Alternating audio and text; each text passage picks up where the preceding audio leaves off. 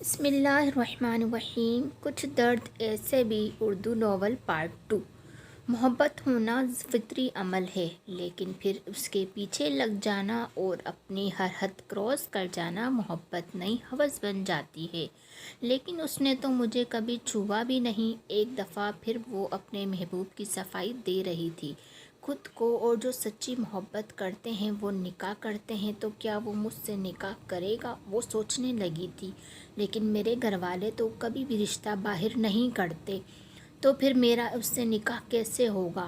تو گویا وہ میرا کبھی نہیں ہو سکتا اور میں گناہ کر رہی ہوں۔ وہ رونے لگی تھی۔ ایک بیان نے اسے جھنجھوڑ دیا تھا تو خدا اسے ہدایت دے رہا تھا۔ بے شک خدا جسے چاہے ہدایت دیتا ہے۔ میں نے ناشتہ تیار کر دیا ہے، آپ آ کر ناشتہ کر لیں۔ کنزا احتشام کو بلانے آئی تھی۔ مجھے نہیں کرنا ناشتہ، اور مہربانی کر کے میری خدمتیں کر کے میرے دل میں جگہ بنانے کی کوشش کرنا چھوڑ دو۔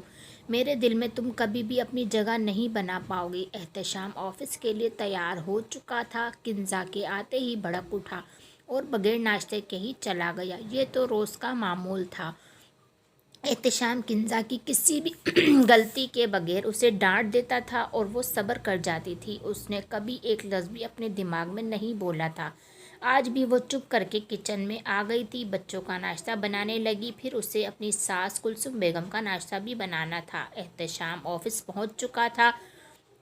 روز کی طرح آج بھی اس کا دل نہیں لگ رہا تھا، لیکن اسے دل بھی لگانا تھا، کیونکہ اسے پہلے ہی بہت نقصان ہو چکا تھا۔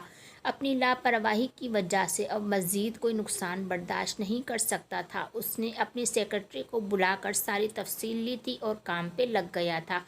مصباح تم ادھر بیٹھی ہو، میں تمہیں پوری یونی میں ڈھونڈ رہا ہوں۔ احتشام نے آتے ہی گلہ کیا تھا۔ ہاں، بس میرا دل کر رہا تھا کہیں خاموش سی جگہ پر جا کر بیٹھ جاؤں، اس لیے ادھر آ گئی۔ مصباح نے کسی سوچ میں گم بیٹھے ہی سر اٹھا کر اسے جواب دیا۔ اچھا جی، اور آج دل یہ کیوں کہہ رہا ہے؟ وجہ بتاؤ مجھے۔ احتشام اس کے قریب ہو کر بیٹھ گیا تھا۔ بس ایسے ہی، مصباح نے لاپرواہی سے کہا۔ مصباح، ایک تو تم کسی بات کا صحیح سے جواب نہیں دیتی۔ احتشام نے منہ پھلا کر کہا کہ کس بات کا صحیح سے جواب نہیں دیا میں نے؟ مصباح نے اب اپنی ساری توجہ اس کی طرف کر لی تھی۔ کوئی ایک بات ہو تو بتاؤ۔ احتشام اس کی آنکھوں میں آنکھیں ڈال کر کہنے لگا۔ چلو کوئی ایک تو بتا دو۔ مصباح نے بھی آج اس کی آنکھوں میں آنکھیں ڈال دی تھی۔ کل رات کو میں نے تم سے پوچھا تھا تم مجھ سے کتنی محبت کرتی ہو، تو تم نے کہا مجھے نیند آئی ہے۔ میری بات کا جواب دیے بنا ہی سو گئی۔ احتشام نے اس کا ہاتھ پکڑ لیا تھا۔ تو کیا تم نہیں جانتے کہ میں تم سے کتنی محبت کرتی ہوں؟ مصباح نے اس کی آنکھوں میں جھانک کر سوال کیا۔ جانتا ہوں، پر اظہار چاہتا ہوں۔ احتشام نے اس کی آنکھوں میں سمو کر کہا۔ اظہار کیا تو تھا، مصباح نے جواب دیا۔ ہاں، 1 سال پہلے۔ احتشام نے منہ پھلایا۔ میری طرح تو نہیں کرتی نا اظہار، جو ہر روز 10 بار تمہیں بتاتا ہوں کہ آئی لو یو۔ احتشام نے اس کے ہاتھ پر زور دے کے دباتے ہوئے کہا۔ کیا اظہار ضروری ہے؟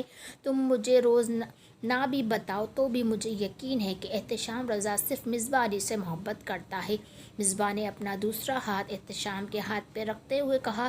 اچھا جی، تو تم اظہار کر دو گی تو کیا ہو جائے گا بھلا؟ احتشام کی سوئی ابھی بھی اسی بات پہ اٹکی ہوئی تھی۔ یار، آئی لو یو، تم میری زندگی ہو، میری آرزو ہو، میرا سب کچھ ہو، میرے جینے کی وجہ ہو۔ میں نے جو محرومیاں دیکھی ہیں ان سب کو تم نے آ کر ختم کر دیا۔ میرے ہر درد میں میرا سکون بنے تم، میرے ہر آنسو کو تم نے اپنے پوروں میں چوم لیا۔ میں تم سے محبت نہیں عشق کرتی ہوں احتشام، پر اظہار سے ڈرتی ہوں کہ کہیں تم مغرور نہ ہو جاؤ، کہیں تم میری قدر کرنا نہ چھوڑ دو۔ احتشام، اگر کسی دن تم نے مجھے اگنور کیا تو میں مر جاؤں گی۔ مصباح کہتے کہتے رونے لگ گئی تھی۔ احتشام جو اسے خاموشی سے سن رہا تھا اسے چپ کروانے میں لگ گیا تھا۔ پلیز مصباح، چپ کر جاؤ، میں تمہیں کبھی اگنور نہیں کروں گا میری جان، پرومس۔ مصباح نے ہاتھ آگے کر دیا تھا۔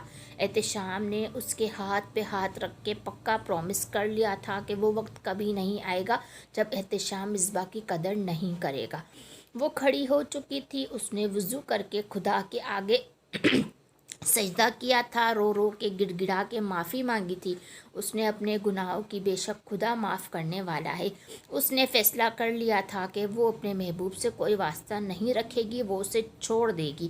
ہاں، خدا کی رضا کے خاطر وہ اپنی محبت سے دستبردار ہونے کے لیے تیار ہو چکی تھی۔ وہ درد و تکلیف سے گزر رہی تھی، لیکن اسے اپنی محبت سے دور ہونا تھا۔ ارے کن سوچوں میں گم بیٹھی ہو، اٹھ کے کوئی کام دھندا بھی کر لیا کرو، سارا دن آرام فرماتی ہو۔ اس کی سوتیلی امی سے آوازیں لگا رہی تھی۔ ابھی سالن بنا کر تو آئی تھی، سارا کام تو وہ خود کرتی تھی، لیکن لکھی ہوئی میں کروں گی، پھر بھی آج تھوڑی سی دیر ہو گئی تھی۔ اسے باتیں سننے کو مل رہی تھی۔ آج میرا بھائی آ رہا ہے، اس کے لیے اچھا کھانا بنا دو۔ اماں نے تمہارے رشتے کے لیے کہا ہے تو وسیم تمہیں دیکھنے آ رہا ہے۔ اب بس کرو یہ پڑھائی اور اپنے گھر کی ہو جاؤ، تاکہ میں بھی اپنے فرض سے سبکدوش ہو جاؤں۔ اس کی امی اب بولتی جا رہی تھی اور وہ خاموشی سے اٹھ کر اپنا کام کرنے لگ گئی تھی۔